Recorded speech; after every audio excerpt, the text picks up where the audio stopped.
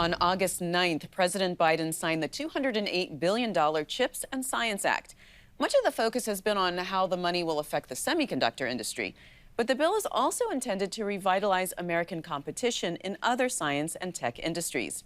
Mitch Ambrose is a science policy writer for the American Institute of Physics. Mitch, welcome to the program. Great to be on. So this is a big surge in funding for science agencies.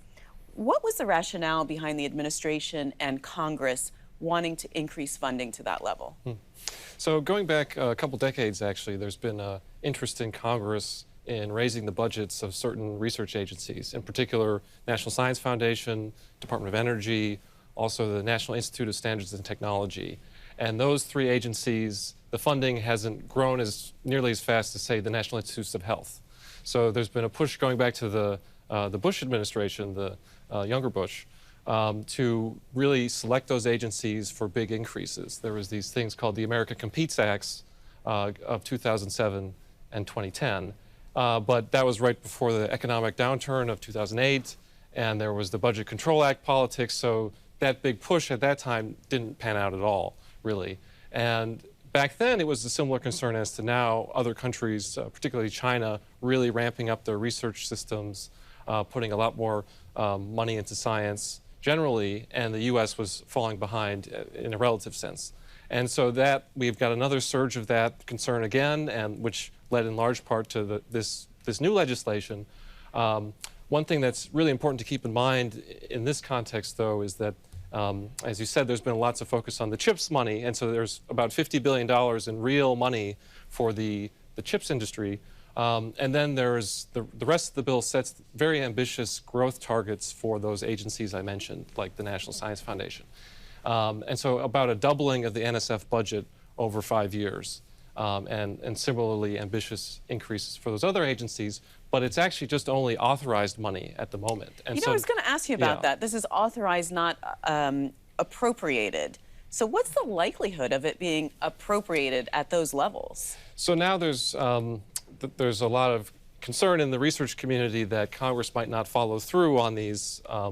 It's essentially, the bill just makes recommendations to Congress saying, okay, laying out a vision for increasing the budgets. And what happened with those earlier pieces of legislation is that Congress actually didn't follow through for various reasons. So now there's going to be a very concerted effort by advocates for those agencies to convince Congress to follow through. And that's going to be enlisting people in, say, the business sector to really make the case for why this science funding is important to national competitiveness. So mostly you had said that it's the National Science Foundation, NIST, Department of Energy. Let's talk specifics now. NSF, lawmakers defined NSF's new Directorate for Technology, Innovation, and Partnerships. What did they decide?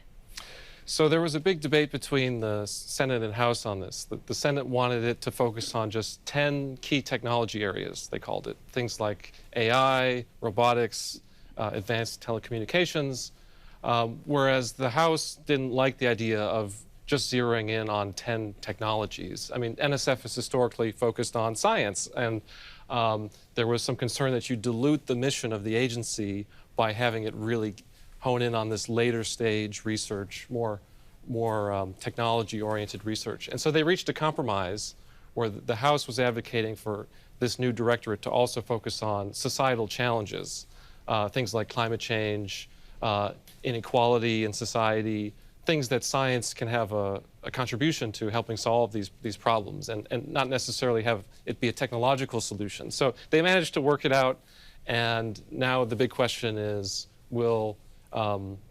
what the budget for this directorate will be in the coming years. It started off at a relatively small level, and we'll see how Congress follows through. The Biden administration says that this legislation will drive growth in STEM education. How would that work? Yeah, so that is a huge focus throughout the bill, workforce, both on the CHIPS side and on more generally. So there's about $200 million specifically for the National Science Foundation to create new workforce development programs for the CHIPS sector. And that's real money that's directly in the bill. Things like curriculum development, faculty hiring, traineeships. But there's also, in the doubling of NSF, they want to raise certain specific programs, like there's a graduate research fellowship program that NSF is, it's one of their flagship programs. So really growing the number of fellows that can participate each year, and lots of similar programs, I'd say. Mitch, do you think this money is enough? Do you think it will actually make a difference in the long run, in the short term? I think if they were to follow through with, it's about a doubling of NSF, about a doubling of NIST, that would be pretty transformative if they did that over the time scale of 5 years. And these agencies have been, with coming out of a decade of relatively flat budgets if you incorporate inflation, with inflation being even higher, I mean, these agencies are really looking to just get out of this cycle of relatively flat budgets. And we started with China, and I'm assuming that they have a bigger budget for science than we do. Well, there's been a lot of analysis of that. There's this report called the Science and Engineering Indicators that's published on a cycle that really looks at how much is the U.S. spending relative to other countries. And it can be difficult to compare buying power in different countries. If I recall right, the last time they did this, the U.S. was still on top, and China was number 2 in terms of total spending. Another metric is what is the fraction of GDP that you spend on science, and the U.S. is ahead of China in that. But there's certain countries like South Korea that are much higher in terms of their R&D intensity than the U.S. And so there's lots of different ways you can measure this sort of competitiveness metric. All right, Mitch, thanks so much for being on the program. Thank you. Thanks for watching. If you enjoyed the video, give it a thumbs up and subscribe to our channel so you don't miss out on any future Government Matters interviews.